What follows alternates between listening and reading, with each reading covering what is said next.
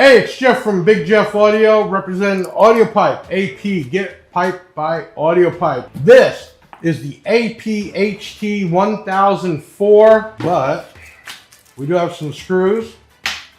And Audiopipe always gives you what you need. External fuse.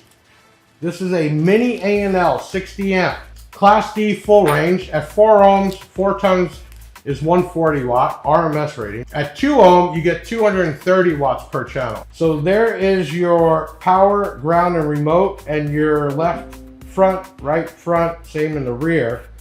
Then you have your RCAs, which are not Tiffany style, but for $161, who cares? And your crossover settings, you can see what this thing looks like. Take a look. All right, so as you're talking here, I got that fan. We have row 1, 2, 3, 4, 5, 6, 7, 8 on that side and 8 on this side. Next we'll do is the dyno. I'm gonna do 4 ohms, and even though it's not rated at 2, I'm gonna do it and hopefully I don't blow the amp up. So don't do this at home. This is rated 4 ohm mono, but at 4 ohm mono, it says we're supposed to get about 460 watts. I'm gonna run 4 ohm mono dynamically first. Okay, so we jump right to 518 at 13.72.